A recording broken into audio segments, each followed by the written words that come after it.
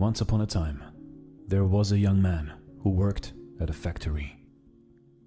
His mentor, an old technician, taught him to talk less, do more, and never stop developing his skills in every aspect of the factory's operations.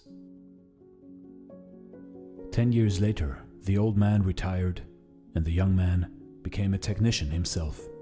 He continued to do his work with the same dedication and diligence as he was taught. One day, he visited his mentor.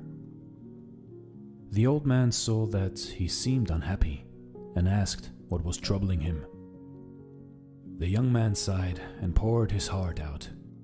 "I have been following your instructions exactly all these years. No matter what I work on, I keep quiet and focus on the job.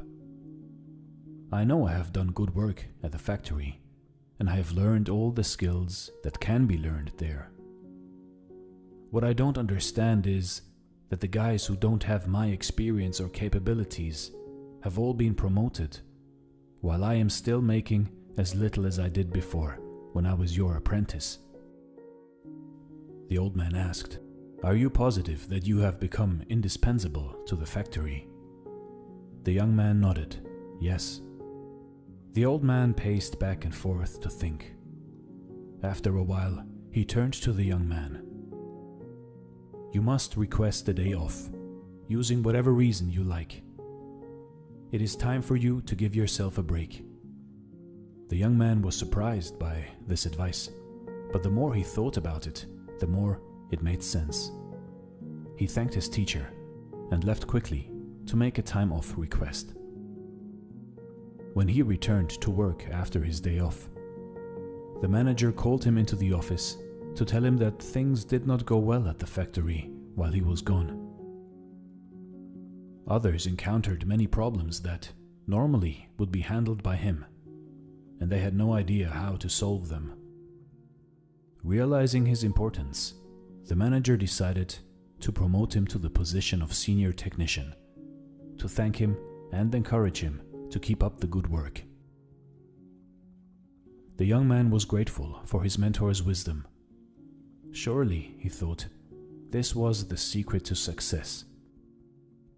From that point on, whenever the young man felt like he deserved more than what he was getting, he would take a day off. When he came back the next day, the situation would improve to his satisfaction. This pattern continued for months. One day, the young man found that he was blocked from going into the factory. Much to his shock, he found out that his employment was terminated. He could not believe it. Not knowing what else to do, he went back to see his mentor to try to figure out how things had gone so wrong.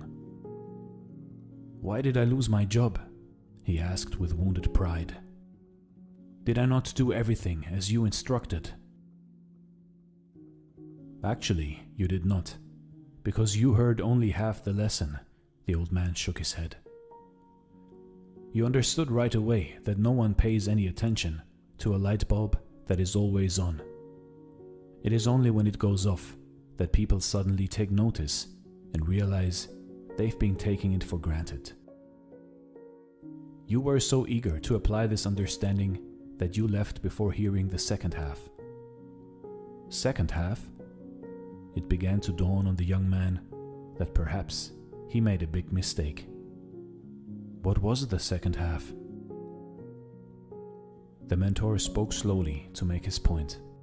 The second half, more important than the first, is the realization that if a light bulb goes off frequently, then sooner or later it will be replaced with one that is more reliable. Who wants a light bulb that no one can count on to provide illumination? You see, in life, in your life, do you have friends and family members that you take for granted and they're always there for you? What happens if one day they are no longer there? Do not wait for such a day to suddenly realize how important they are. Give thanks today for the good fortune of having them in your life. Also, don't let yourself being taken for granted. But at the same time, do your work and don't stop everything you do just because it doesn't go the way you want it to go.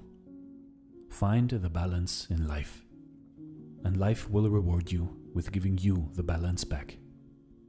This is Dare to Do Motivation Stories. Thanks for watching, and stay blessed.